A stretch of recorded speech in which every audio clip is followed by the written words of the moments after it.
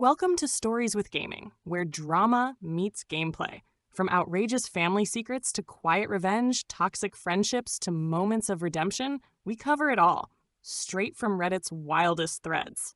While the story unfolds, you'll see gameplay in the background, sometimes intense, sometimes chill, but always a perfect match for the chaos or calm of each tale. Don't forget to like, subscribe, and hit the bell for your daily update. I thought I married a unicorn. Turns out, I married a mirage. They say love is blind, but in my case, it wasn't blindness. It was projection. I didn't just fall in love with Elise. I fell in love with the version of her I wanted to see. And for the longest time, she let me. We met in Nashville, back when I was still grinding through 12-hour shifts as a commercial electrician, saving every penny I could to start my own contracting business. Elise was working at an interior design firm, all charm and grace and that quiet southern elegance that makes you forget to blink. Her sister, Harper, was the opposite. Loud, flashy, chasing Instagram clout before that was even a job title. Back then, I thought it was just a difference in personality. Elise was the calm in the storm. She'd laugh at Harper's dramatics, but roll her eyes like she was above all that. I thought I was lucky, like I dodged a bullet by ending up with the good sister. Looking back, I realize how good they both were at pretending. Elise had this way of making the mundane feel magical. She'd pack little notes in my lunch, cook these Pinterest-level meals, and somehow manage to make our tiny one-bedroom apartment feel like a boutique Airbnb. We didn't have much money, but we were rich in moments. When I proposed, with a modest ring and a plan instead of a trust fund, she said yes through tears. I'd never felt more seen, more validated. Her parents raised their brows at my blue-collar background, but Elise defended me. Miles is going somewhere, she told them. You'll see. And I did. Within 5 years, I went from being another guy in a tool belt to owning a regional contracting company with 7 crews and $1 million portfolio. Elise started working part-time once we had kids. First came Emma, then Noah. Both took after her in looks, but had my stubborn streak. From the outside, we were the picture-perfect family. Sunday brunches, matching Christmas pajamas, anniversary getaways. But behind the curated Instagram posts and filtered smiles, something had started to shift. Harper never really moved out of our lives. She was always there, showing up with cameras, talking about content, borrowing our kitchen for her YouTube cooking videos, even though she never washed a damn pan. She built a platform out of realness while filtering every flaw and editing out any depth. Somehow, Elise adored her. What I didn't see at the time was how much Elise was starting to want that life. The sponsorships, the clout, the curated attention. She'd started appearing more in Harper's videos, dressing a little flashier, talking about branding and aesthetics at dinner. I shrugged it off. People evolve, right? But I should have paid attention when she began talking about our lives like a marketing pitch. Our home wasn't our home anymore. It was a set. Our kids were on brand. And I was the financier, the handyman, the invisible man behind the scenes. Unless I was holding a ring light, there were signs. The way she used to roll her eyes when I got home dusty and tired. The way she'd joke about trading up if one of her influencer friends divorced a tech bro. I laughed. I thought she was kidding. She started caring more about followers than friends, about optics over intimacy. I'd come home with takeout after a 16-hour install job, and she'd ask, "Did you remember to park down the street? I don't want your truck in Harper's chute." That one stung. But I told myself it was a phase, that she was still my Elise underneath all the filters and hashtags, that the woman who danced barefoot in the kitchen while holding a toddler and humming Fleetwood Mac hadn't vanished. She was just lost in the noise. Emma was 9, and already aware of the camera angles that made her look less chubby, thanks to Harper. Noah was 6 and obsessed with toy unboxing videos, even though we'd taught them to value books over screens. We wanted to raise grounded kids. But every time Harper filmed a day in the life at our house, Elise let them be extras. I tried to talk to her. Multiple times. "Elise, I don't want the kids online. Not like this. Not as props." "They're not props, Miles. This is our life." No, it wasn't. It was a production, a fiction sold to strangers for clicks. Still, I stayed, because when I married her, I meant every word of "for better or worse." I didn't realize she only heard the better part. Her birthday was coming up, 36. I planned something quiet, just the two of us. She'd been hinting about a cake from this boutique bakery in Charleston. I had a job wrapping up down in Florida, so I figured, why not? I'd drive straight through. Storm or no storm. A hurricane was sweeping the coast, but I told myself it would be romantic. Dramatic. Like the movies. I called ahead, made sure the cake was ready, and mapped out my 12-hour route. Left at 4 a.m., white-knuckled the wheel through howling wind and sheets of rain, stopped once for gas and coffee. Kept picturing the look on her face when I walked in, soaked, shivering, holding her favorite cake like some war-torn rom-com hero. She'd cry. We'd reconnect. Maybe even start over. At least, that's how I imagined it. But reality had a different script. You ever drive through a hurricane? It's not like the movies. There's no epic music, no slow-motion drama, just wind that sounds like it's trying to peel the metal off your truck and rain so heavy it turns your windshield into a gray wall. Most sane people would pull over, wait it out, maybe get a hotel. But when you're chasing something, someone, you don't think rationally.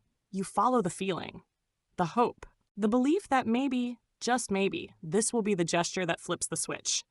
That's what I thought that whole drive. Through Georgia, into the Carolina lowlands, all the way to Charleston, 738 miles of white-knuckled optimism.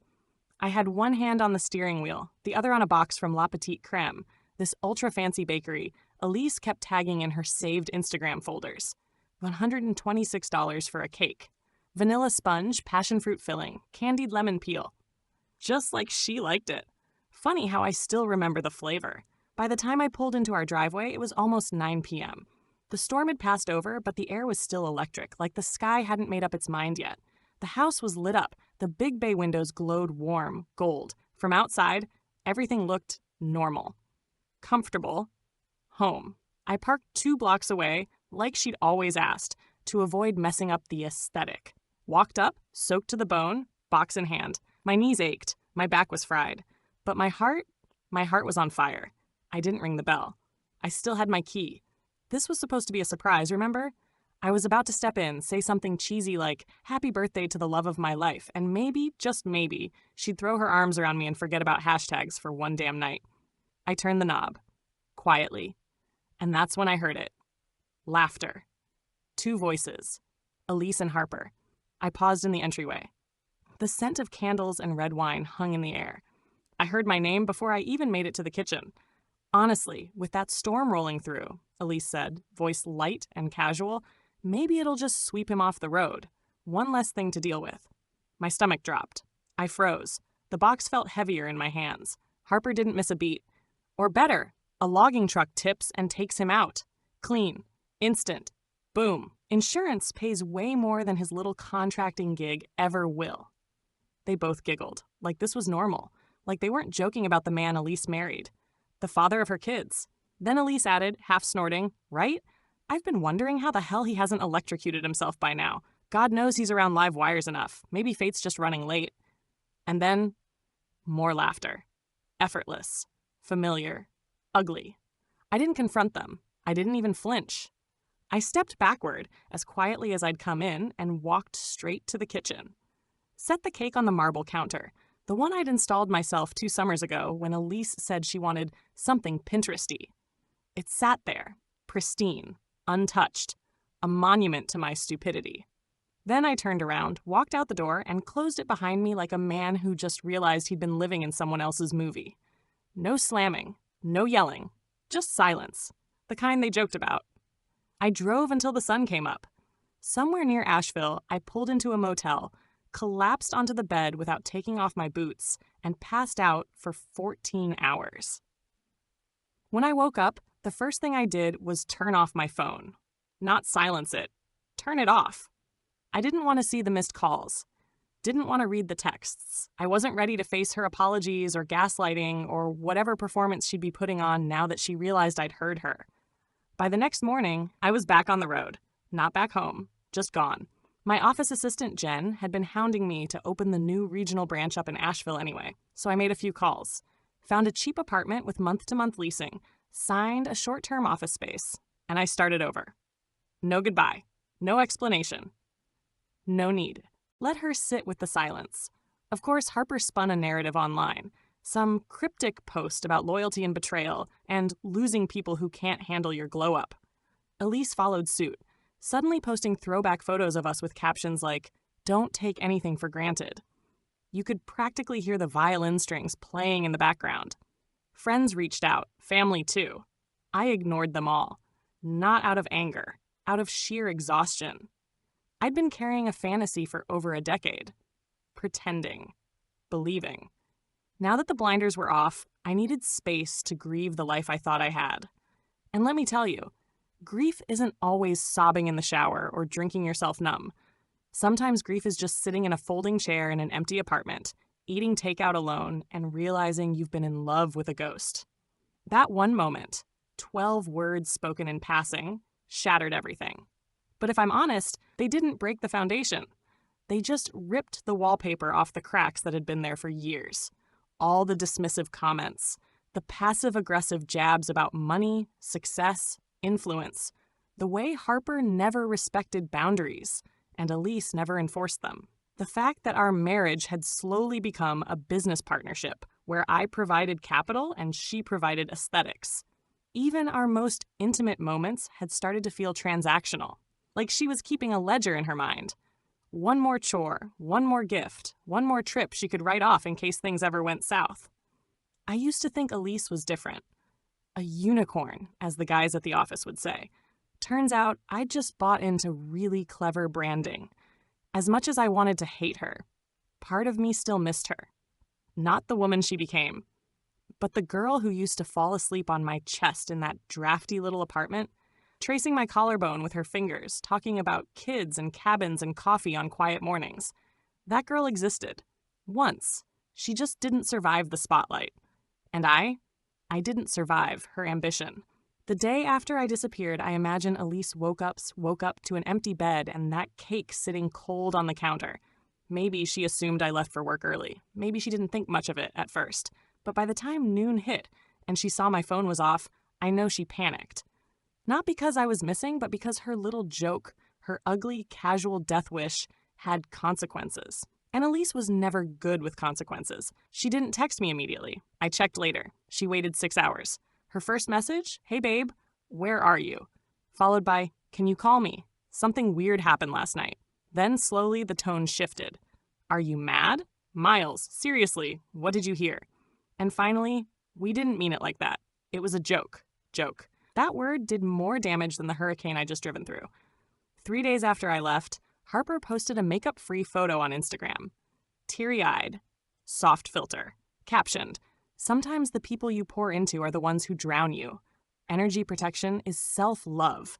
She got shredded in the comments. People weren't stupid. They remembered the videos, the way she used Elise and me like we were extras in her influencer saga. Someone, probably one of my old coworkers, even leaked the audio of what they said that night. That clip made it onto TikTok. Over 2 million views. People started stitching it with stories of their own betrayal. Some called it satire. Others dubbed it the cake incident.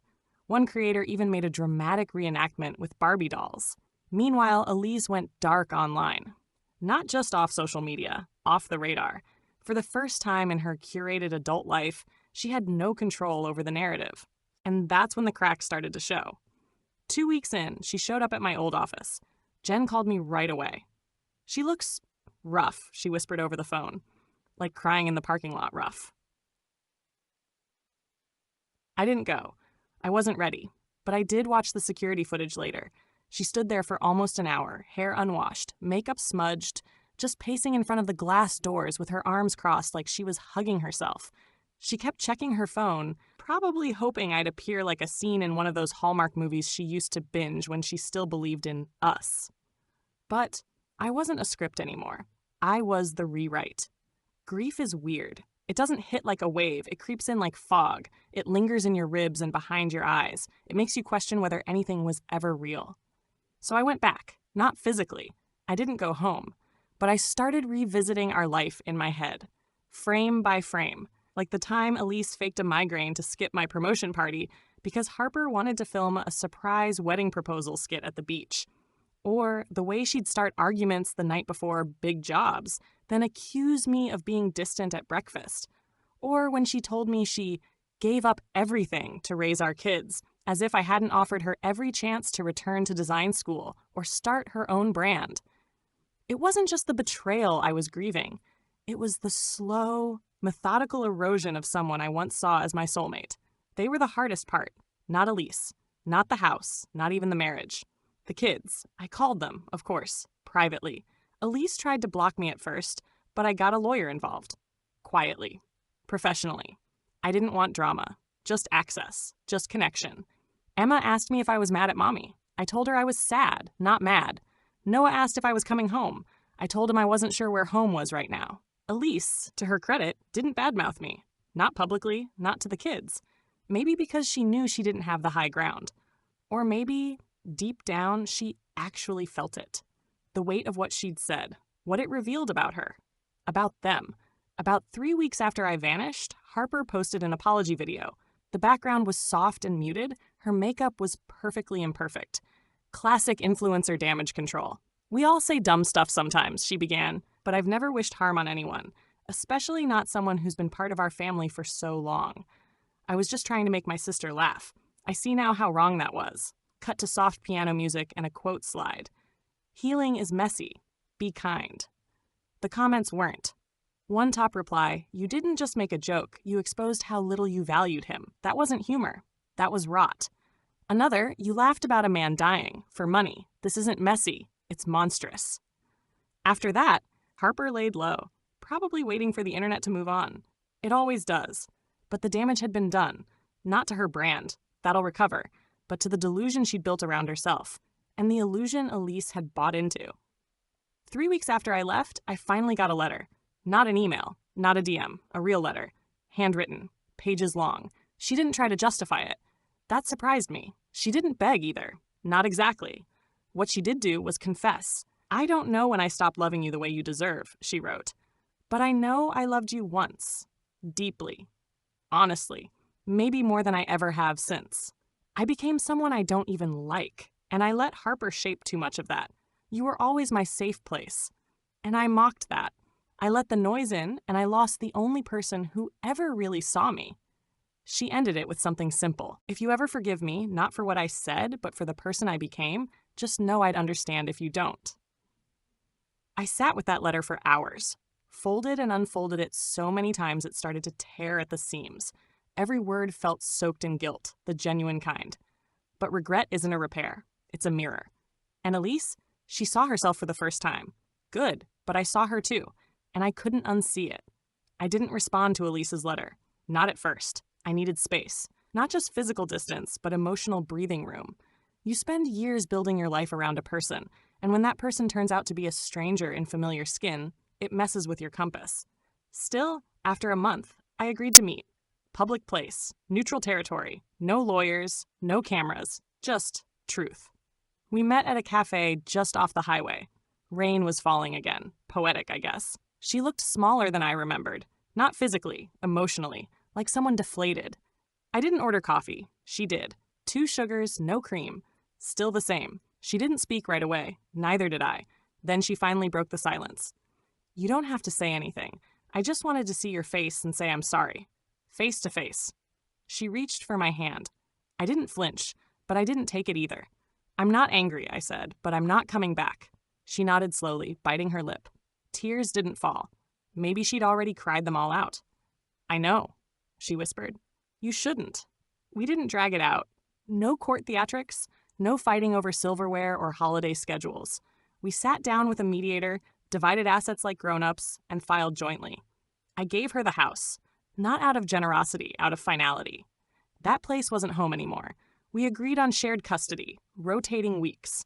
Emma cried the first time they stayed at my new place. Not because it was small or weird, but because she missed together. I told her that's okay. Noah adjusted quicker. Kids are resilient like that. He liked that I let them build forts out of couch cushions and eat cereal at midnight. Things Elise would have never allowed in the old house. Too messy. Too off-brand. She didn't try to control the narrative anymore. Not with the kids. Not online. Not with me. That might have been the real apology. She disappeared from social media 2 weeks after the apology video tanked. No tearful goodbye, no farewell post, just gone. Her sponsorships dropped her quietly. She tried to pivot to wellness and digital detox, but no one was buying it. Turns out, when your brand is built on curated cruelty and sugar-coated narcissism, you don't get a rebrand. You get silence. Elise and Harper stopped speaking. That part I didn't expect. Blood may be thick, but betrayal, when exposed to daylight, gets sticky fast. Harper sold her condo and moved to Texas, started some low-level PR gig for a startup. I only know because a friend of a friend told me. Good riddance. Grief didn't leave me. It evolved. The first few months were hard. I'd wake up in a quiet apartment and instinctively reach for someone who wasn't there. I cooked meals and set 2 plates. I folded laundry that didn't exist. Grief is like muscle memory. It takes time to retrain it. But then I started breathing differently. I'd go hiking alone and actually enjoy the silence. I joined a dad's group on a whim and found community in the most unexpected places. I got back into woodworking, something I hadn't done since before the wedding. Built a bench with my own hands and carved a quote into it. Some storms don't come to break you. They come to clear the path. It sits on my porch now. The kids like sitting on it when they visit. Noah once asked me what the quote meant. I told him, sometimes the storm shows you who was holding the umbrella and who just liked watching you get wet. He didn't fully get it, but one day he will. And Elise? She's quieter now, more reflective, less polished. Last I heard, she's taking night classes. Back into design, finally. Not for Instagram, for herself. We co-parent well enough. Civil, occasionally kind. The way you are with someone who once knew your dreams but dropped them like dishes, they didn't feel like washing anymore. She still loves our kids. I believe that. But love without respect? That's just noise. It's been 12 months since the hurricane, since the cake, since the laughter that burned more than any betrayal I've ever known. I live in a modest rental now, cozy, not curated. The furniture doesn't match. The walls have chips, but every inch of it is mine. Real. Unfiltered. The kids have their own room here. It's messy, loud, chaotic, and full of laughter I actually want to hear. Sometimes they ask why I left. I don't say because your mom wished me dead. I say because I forgot how to live with someone who didn't see me. And every time I say that, I feel a little more alive. Final note. If you'd asked me a year ago what I thought happiness looked like, I'd have described a family photo, smiling kids, a beautiful wife, a perfect house. Now, happiness is walking through my front door without bracing for a jab. It's hearing my kids laugh because they're free, not because someone told them to pose. It's silence. Not the kind Elise and Harper joked about, but the kind I earned. Peace. Thank you for listening. If you enjoyed, please like, share, and subscribe for more content. If you want to share your stories, please comment below.